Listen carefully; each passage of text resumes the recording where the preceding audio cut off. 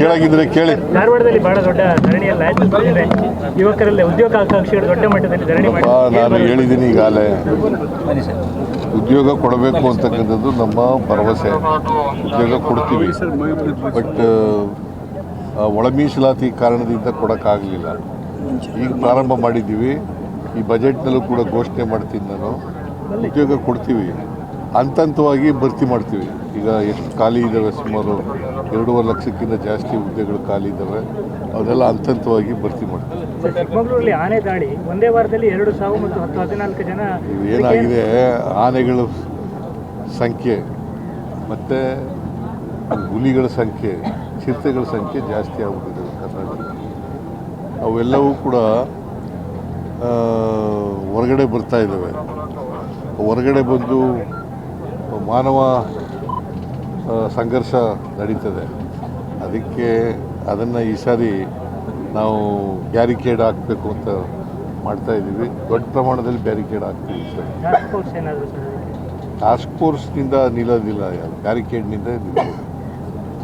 Task force ಮಾಡ್ತೀವಿ, but ಬ್ಯಾರಿಕೇಡು ವ್ಯಾಪಕವಾಗಿ ಎಲ್ಲೆಲ್ಲಿ ಕಾಡಿನ ಹಂಚಿದೆ ಅಲ್ಲೆಲ್ಲ ಬ್ಯಾರಿಕೇಡ್ ಮಾಡ್ತೀವಿ. ಕೂಂಬಿಂಗ್ ಆಪರೇಷನ್ ಟೀಮ್ ಇದೆ ಎಲ್ಲೆಲ್ಲವರೆಗೂ.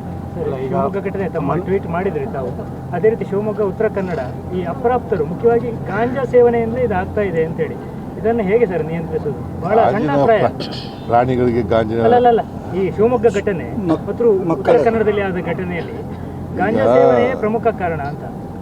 ಈಗ ಗಾಂಜಾನ ಕಡಿಮೆ ಮಾಡಬೇಕು ಅಂತಕ್ಕಂಥದ್ದು ಸಂಪೂರ್ಣವಾಗಿ ಅದು ಶೂನ್ಯಕ್ಕೆ ತರಬೇಕು ಅಂತೇಳಿ ನಮ್ಮ ಸರ್ಕಾರ ಪ್ರಯತ್ನ ಮಾಡ್ತಾ ಇದೆ.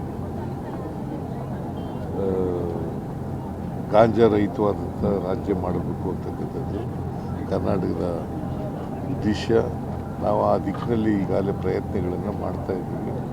ಆ ಪ್ರಯತ್ನಗಳು ಇನ್ನೂ ಸಂಪೂರ್ಣವಾಗಿ ಸಫಲ ಆಗಿಲ್ಲ, ಮಾಡ್ತಾ ಇದ್ದೀವಿ. ಸರ್, ಅಜೀಂ ಪ್ರೇಮ್ಜಿ ಅವರ ಯೂನಿವರ್ಸಿಟಿ ಮೇಲೆ ABP ವಿದ್ಯಾರ್ಥಿಗಳು ದಾಂಧಲೆ ಮಾಡಿದರು. 25 ಜನ ಮೇಲೆ FIR ಕೂಡ ಆಗಿಲ್ಲ. ನಾವು ಯಾರು ಕಾನೂನನ್ನು ಕೈಗೆ ತಗೋತಾರೆ, ಅವರು ABVP ಇರ್ಬೋದು, ಬೇರೆ ಯಾರೇ ಸಂಘಟನೆಗಳಿರ್ಬೋದು, ಆ ಸಂಘಟನೆಯವ್ರ ವಿರುದ್ಧ ಕಠಿಣವಾದಂಥ ಕ್ರಮಗಳನ್ನು ತಗೊಳ್ತೀವಿ. ವಿನಾಕಾರಣ ಕಾನೂನನ್ನು ಕೈಗೆ ತಗೊಳ್ತಕ್ಕಂಥದ್ದನ್ನು ಸಹಿಸಲ್ಲ ನಮ್ಮ ಸರ್ಕಾರ. ಸರ್, ಬರ್ಡನ್ ಆದರೂ ಕೂಡ ಗ್ಯಾರಂಟಿ ಯೋಜನೆಗಳನ್ನು ಮುಂದುವರಿಸ್ತಾ ಇದ್ದೇವೆ ಅಂತ DCM ಒಂದು ಸಾಂದರ್ಭಿಕವಾಗಿ ಒಂದು ಮಾತು ಹೇಳಿದರು. ಬರ್ಡನ್ ಅಂತ ಅನಿಸ್ತದೆ ಸರ್ ತಮಗೆ? ಬರ್ಡನ್ ಅಂತಂದರೆ ವರ್ಷಕ್ಕೆ 52,000 ಕೋಟಿಗಿಂತ ಜಾಸ್ತಿ ಆಗ್ತದೆ. ಅದು ಬರ್ಡನ್ ಅಂತ ಹೇಳಿರಬೇಕು. ನಾವು ಡೆವಲಪ್ಮೆಂಟ್ ವರ್ಕ್ಸು ಮುಂದುವರಿಸ್ತಾ ಇದ್ದೀವಿ. ಮತ್ತು ಗ್ಯಾರಂಟಿ ಯೋಜನೆಗಳಿಗೆ 1,20,000 ಕೋಟಿ ಈಗಾಗಲೇ ಕೊಟ್ಟಿದ್ದೀವಿ. ಗ್ಯಾರಂಟಿ ಯೋಜನೆ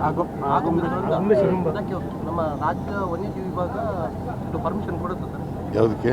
ಆಗುಂಬೆಯಲ್ಲಿ ಸುರಂಗ ನಿರ್ಮಾಣ. State opinion has not been expressed. ಈ ಆಗುಂಬೆ ಟನಲ್ ಇದೆ. ಸೊ ನೀವೇನು ಹೇಳ್ತೀರಾ? ಪರ್ಮಿಷನ್ ಇಲ್ಲ, ಮಾಡ್ತೀವಿ ಅದನ್ನು. ಪರಿಸರವಾದಿಗಳಿಂದ ವಿರೋಧ ಇದೆ.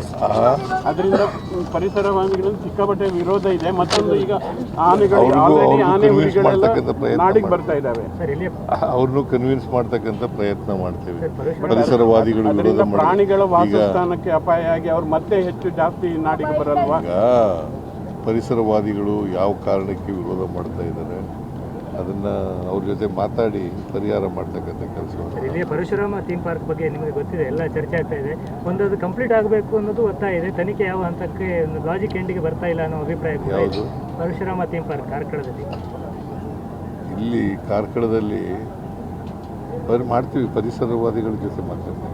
ಪರಶುರಾಮ ಅದನ್ನು ಮಾಡ್ತೀವಿ.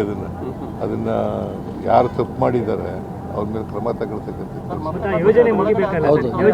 ಯೋಜನೆ ಮುಗಿಸ್ತಕ್ಕಂಥ ಕೆಲಸ ಮಾಡ್ತೀವಿ. ಸರ್ಕಾರಿ ಆಸ್ಪತ್ರೆಗಳಲ್ಲಿ ಔಷಧಿಗಳ ಕೊರತೆಯಿಂದ ರೋಗಿಗಳ ಸಮಸ್ಯೆ ಇಲ್ಲ ಕೊರತೆ, ಔಷಧಿಗಳ ಕೊರತೆ ಇಲ್ಲ ಸರ್. ಅದೇ ರೀತಿ ಬ್ರಹ್ಮಾವರ ಸಕ್ಕರೆ ಕಾರ್ಖಾನೆ ಭ್ರಷ್ಟಾಚಾರದ ತನಿಖೆ ಯಾವುದೇ ಕನ್ಕ್ಲೂಷನ್ ಹೋಗ್ತಾ ಇಲ್ಲ. ಅದು ಮುಂದುವರಿತಾನೆ ಇಲ್ಲ. ಚಂದ್ರ ಶೆಟ್ಟರು 50 ದಿನ ಧರಣಿ ಎಲ್ಲ ಮಾಡಿದ್ರು. ಪ್ರತಾಪ್ ಚಂದ್ರ ಶೆಟ್ಟರು 50 ಅದು ಬ್ರಹ್ಮಾವರ ನಾವು ಈಗಾಗಲೇ ಡಿಸಿಷನ್ ತಗೊಂಡಿದ್ದೀವಿ. ಸೊ ಸೊ ಯಾರು ಕೂಡ ಮುಂದೆ ಬರಲ್ಲ ಅದನ್ನು ನಡೆಸೋಕ್ಕೆ. ಸೊ ಅಲ್ಲ ಸರ್, ನಾವು ಅದಲ್ಲ, ಅದು ಭ್ರಷ್ಟಾಚಾರ.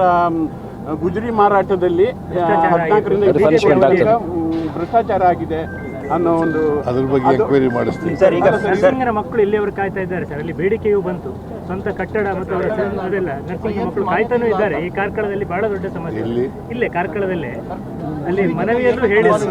ನರ್ಸಿಂಗ್ ಕಾಲೇಜ್ ನರ್ಸಿಂಗ್ ಕಾಲೇಜ್ ಸ್ವಂತ ಕಟ್ಟಡ ಎಲ್ಲೂ ಇಲ್ಲ ಸರ್. IMC ಮಾನ್ಯತೆ ಇಲ್ಲ ಸರ್ ಅದಕ್ಕೆ. ಸರ್ಕಾರಿ ಕಾಲೇಜಾ? ಇದ್ದಾರೆ, ನಿಮ್ಗೆ ಹೇಳ್ಬೋದು. Nursing college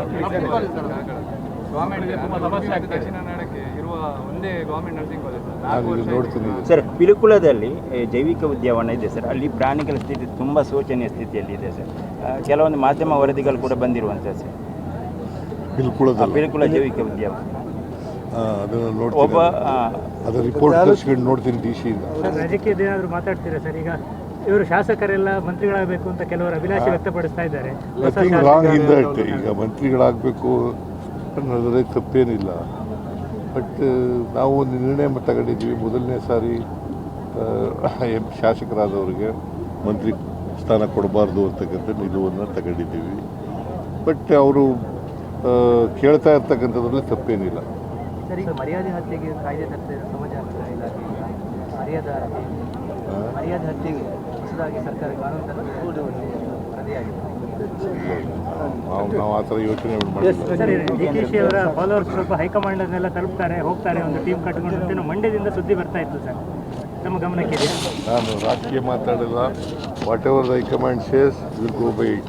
Thank you.